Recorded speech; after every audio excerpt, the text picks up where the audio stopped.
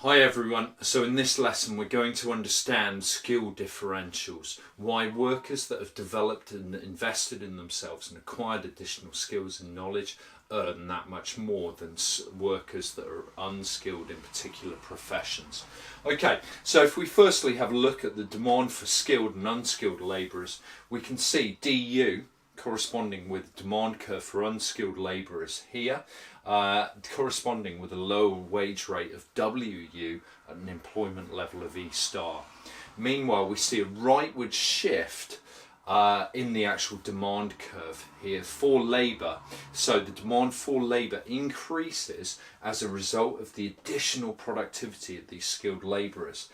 Now, the difference between them, the vertical difference between these demand curves, is really accounted for by the additional marginal revenue productivity of skilled labourers over their unskilled counterparts.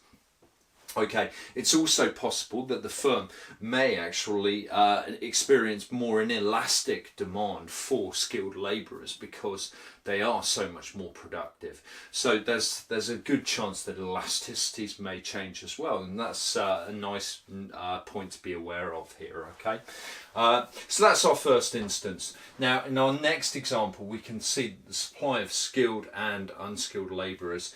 And what's likely to take place, of course, is going to be an upward shift of the supply curve here, and there's an incentive that's actually provided for upskilling, and that is the additional wage rate that's earned. Okay, so we see WU at a lower level than WS, of course, and the difference there really is the compensation that is provided and the incentive that is actually provided in upskilling.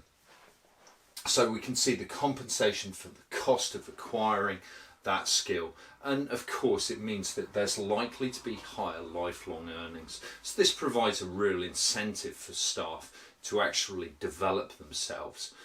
Okay, they become less available in this circumstance, as we can see. Okay, and they're more difficult to get hold of.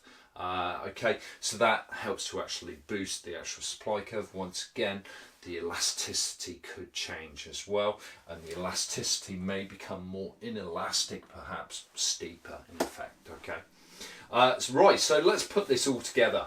So if we just consider putting all of this information together, we can then plot our supply curve for unskilled labourers here.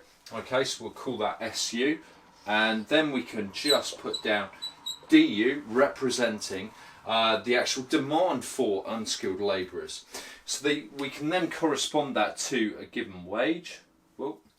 And we've got WU there corresponding with E star, which we can see there. Okay, now we can then put on the same diagram the demand curve, which has of course shifted to the right, has increased significantly because there are additional productivity, and we see DS for the skilled labourers, and then we have that leftward shift in the actual supply curve, meaning that there's less of these skilled workers around, and we can see that this all corresponds with a higher wage rate. Okay, so we see that higher wage rate taking place here, and we can label that WS, okay, and ES, and we'll just change that labelling to EU. Okay, so we can see the difference quite clearly here. The skilled labourers will earn more than their unskilled counterparts because of their higher marginal revenue productivity and the additional wage they're provided for compensation in the cost of actually acquiring these skills and that knowledge that enables them to be more productive. Okay, so this is a good example of where labour market differentials provide active incentives to actually invest in yourselves. Okay, that's it guys. Thank you.